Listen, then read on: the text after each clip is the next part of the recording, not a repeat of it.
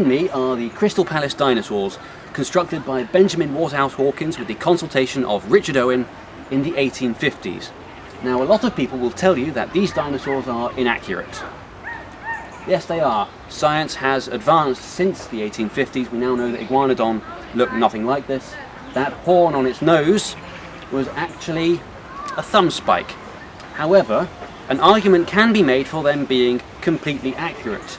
Benjamin Waterhouse Hawkins tried to make these as accurate as possible. He wasn't sure if the stance of the Iguanodon was upright like a mammal or splayed like a lizard. Scientific consensus was mixed at the time, so therefore he did them doing both to try and represent the scientific consensus. Among reconstructions of other prehistoric animals like ichthyosaurs, plesiosaurs and labyrinthodonts, the dinosaurs were kept next to the Great Exhibition, which was moved from Hyde Park to Sydenham Hill, now named Crystal Palace after the exhibition. These dinosaur sculptures were famously made to be at 1-to-1 scale, with the Iguanodon being easily large enough to host a banquet inside it. And with limited choice for dinosaurs to put in the park, of course they included stalking the Iguanodons, the original dinosaur, the predatory Megalosaurus. Had Richard Owen not frequently been absent from meetings with Benjamin Waterhouse Hawkins, the Iguanodons may not look as they do today. While it was general consensus that the thumb spike was a horn, Richard Owen was at the time positing that it was a claw of some kind.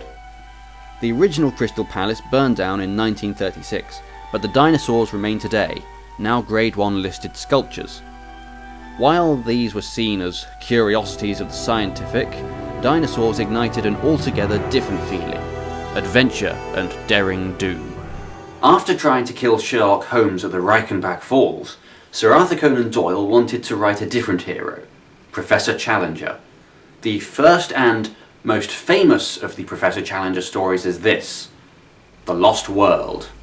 The basic concept is that there is an isolated plateau in South America where the environment has remained unchanged for millions of years. It makes perfect sense. Neither continental drift nor the Cretaceous meteorite impact were known about in 1912. From the utter silence there emerged a deep, regular pat-pat. It was the tread of some animal, the rhythm of soft but heavy pads placed cautiously upon the ground. It stole slowly round the camp, and then halted near our gateway. There was a low, sibilant rise and fall, the breathing of the creature. Only our feeble hedge separated us from this horror of the night. As with many popular books, The Lost World was adapted into film. A great marketing ploy was the claim that in order to make the film, the crew actually found living dinosaurs in South America. Of course, people could tell that this wasn't true when a sauropod rampaged through London at the end of the film. Several dinosaur films were made in the following decades. Notably, the king of stop-motion dinosaur animation was Ray Harryhausen. While it was popular to show dinosaurs as slow and lethargic creatures, Harryhausen would make sure his dinosaurs were always moving, snarling, flexing their claws or flicking their tails. Stop motion was largely how dinosaurs were portrayed throughout the 20th century, but in 1993, everything changed. Adapting Michael Crichton's Jurassic Park, Steven Spielberg changed cinema, heralding a new era of computer-animated beasts in blockbusters.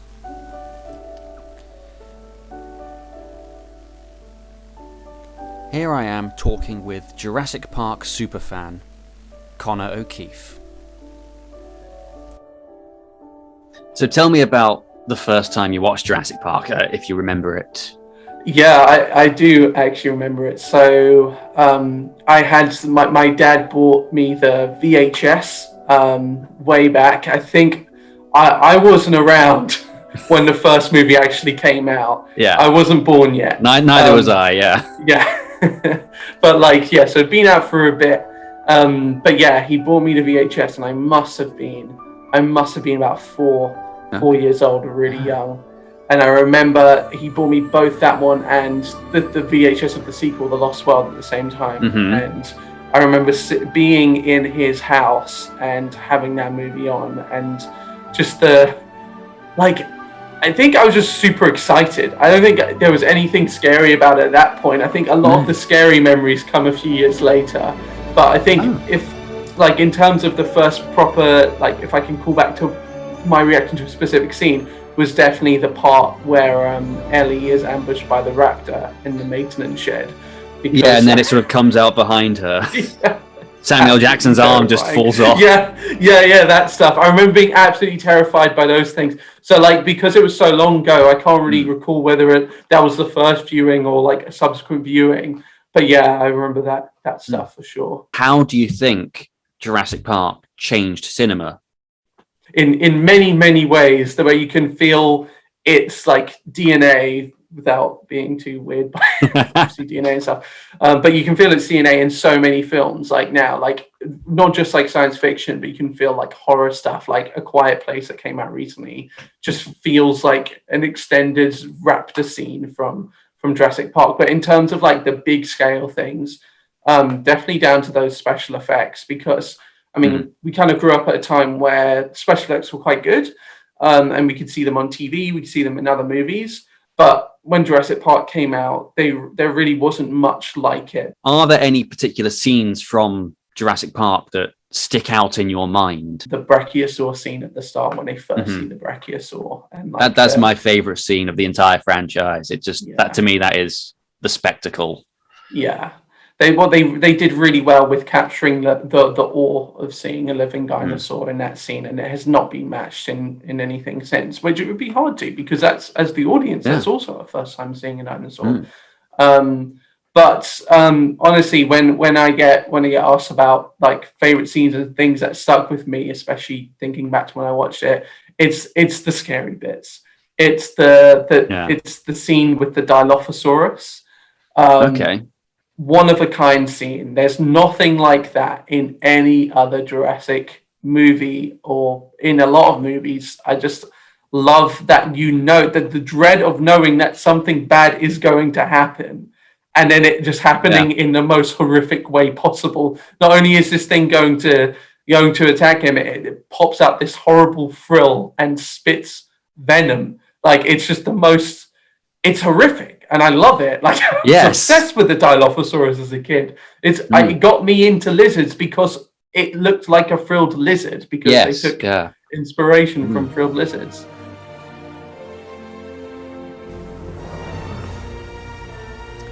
Following this, in 1999 came the documentary series Walking with Dinosaurs, using the same kind of technology as was done in Jurassic Park.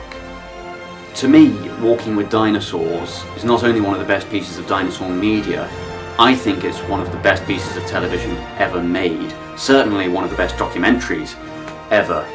Particularly with nature documentaries, it's quite hard to get narrative storylines, but Walking with Dinosaurs was able to do so because they were animating these extinct animals. And they really succeeded in bringing the dinosaurs back to life in the minds of the viewers, and making it feel like you were walking with dinosaurs.